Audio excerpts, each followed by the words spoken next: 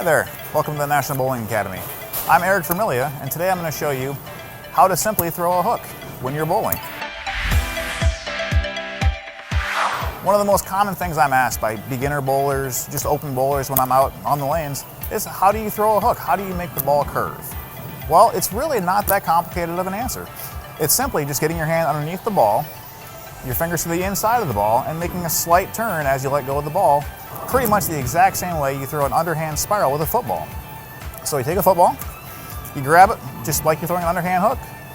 When you let go of it, you let your hand rotate around the side. The ball rotates just as it would for throwing a strike ball with a hook when you're out there bowling, and that's really all there is to it. So if you're looking to advance your bowling a little bit, get into throwing a curve, get a little bit more advanced in the game, find a football, find a friend, and get out and throw a few shots.